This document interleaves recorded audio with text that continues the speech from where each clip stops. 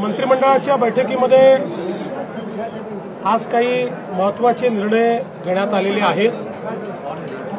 यामध्ये विशेषतः गेल्या काही महिन्यांमध्ये सातत्याने महाराष्ट्रामध्ये जी अतिवृष्टी झाली आणि त्यामध्ये शेतकऱ्यांचं जे काही नुकसान झालं या संदर्भात एक आढावा आम्ही घेतला।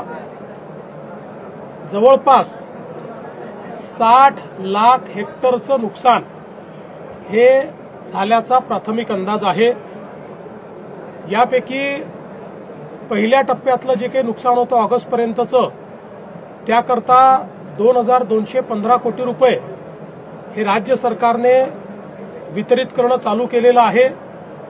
ई-केवायसीचे जी काही अट होती ती शिथिल करून ॲग्रीस्टॅकच्या रेकॉर्डप्रमाणेच हे पैसे देण्याचा आम्ही निर्णय घेतलेला आहे आणि त्या संदर्भातली कारवाई आम्ही सुरू केलेली आहे। असाही निर्णय करण्यात आलेला आहे की आता पुढच्या 2-3 दिवसात सगळ्या प्रकारची माहिती आमच्यापर्यंत पोहोचेल। काही ठिकाणी पाणी असल्यामुळे योग्य प्रकारचं असेसमेंट घेता येत नव्हतं आणि म्हणून त्यांना अधिकचा वेळ आपण दिलाय। पुढच्या 2-3 दिवसात ही सगळी माहिती पोहोचेल। त्यानंतर शेतकऱ्यांना करावयाची मदत असेल,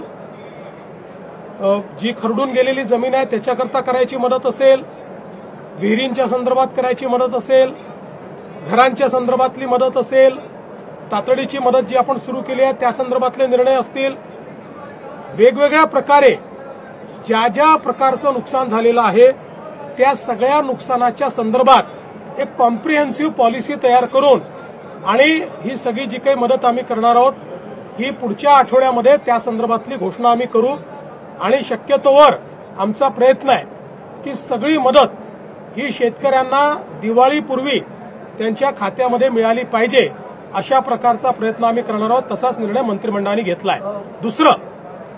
दुसरं मंत्रिमंडळाने हाही निर्णय घेतलेला आहे, सातत्याने ओला दुष्काळाची मागणी होत असते पण मॅन्युअलमध्ये ओला दुष्काळ कुठेही नाही, आजपर्यंत कधी ओला दुष्काळ जाहीर झालेला नाही।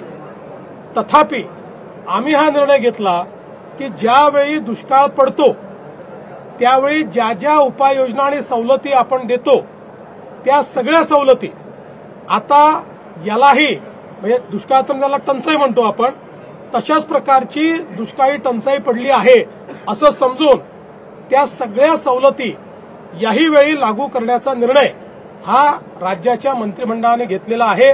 त्यामुळे जी काही मागणी होती की त्यावेळच्या सवलती लागू झाल्या पाहिजेत किंवा ओला दुष्काळ जाहीर करायचा अर्थच तो असतो की त्या सवलती लागू करा, तशा सगळ्या सवलती या लागू करण्याचा निर्णय हा राज्याच्या मंत्रिमंडळाने घेतलेला आहे।